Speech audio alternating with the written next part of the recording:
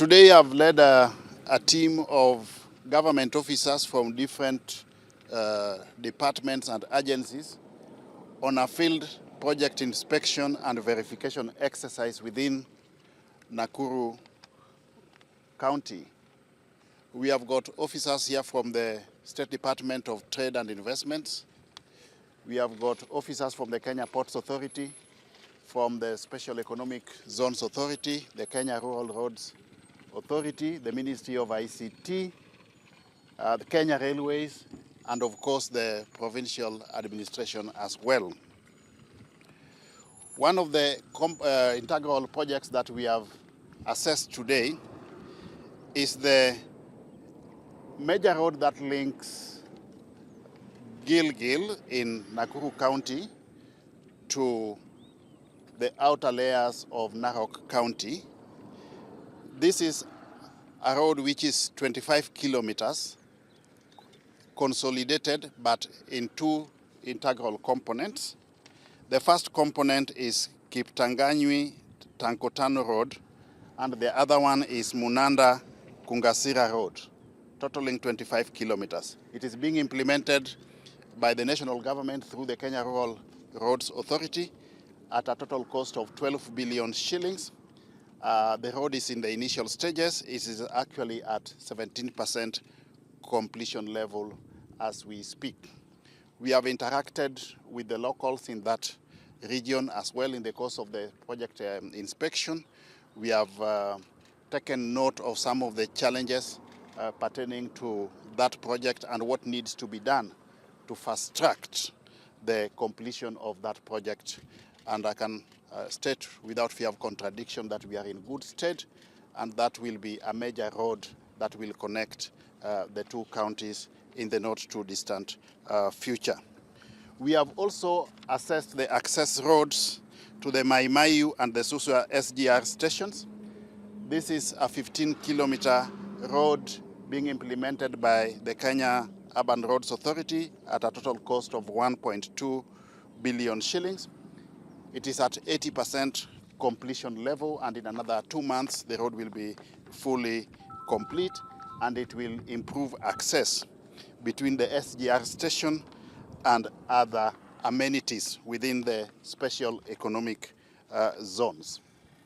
As we speak, we are at the Naivasha Special Economic Zone.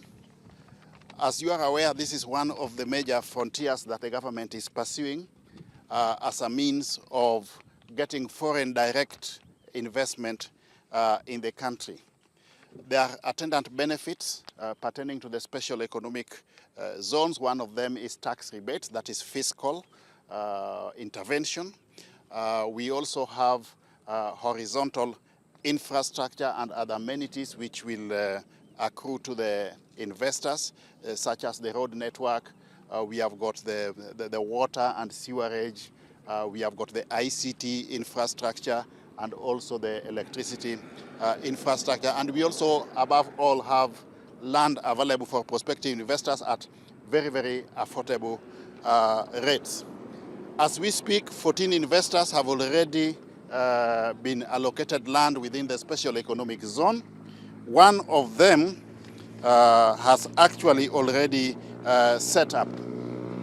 Among the 14 investors who have already been allocated land, we expect the creation of jobs to the tune of 2,800 jobs.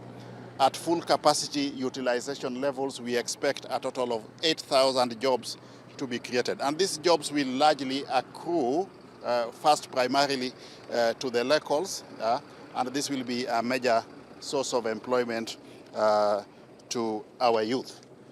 One of the companies here, Jumbo Africa Auto Auction, has already set up and is fully operational. This is actually, if I may sum it, like transferring the Japan Motor Auction to Kenya. Because instead of traveling all the way to Japan to buy cars, you can actually now buy the Japanese cars right here in Kenya. So it saves us from the hassle and bustle of importing vehicles, going to import vehicles all the way from Japan, because the auction, which they undertake actually once a week, is actually resident right here in Naivasha.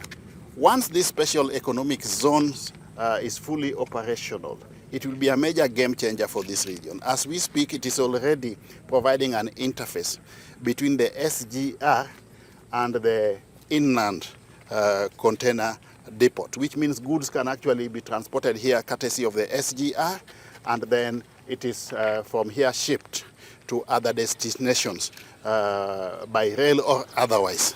And this will be a major game changer for those who are involved in business. It is also linking Kenya to other countries by way of trade, countries such as Uganda, the Democratic Republic of Congo, Rwanda, and Burundi. One of the ESP markets in Gilgil town, you are aware that the markets is one of the frontiers the government is pursuing for purposes of empowering those domiciled at the bottom of the economic pyramid, our mothers and sisters and brothers involved in itinerary trade. That market is also, the one in Gilgil is in progress, but we also picked a lesson or two from there. We are witnessing a trend where contractors bid for more government projects than they can execute.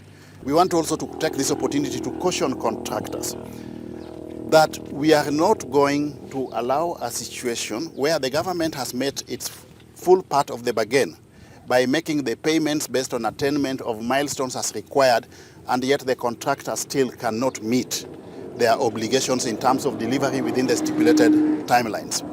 Those type of contractors will be blacklisted and will be barred from taking up government projects in future.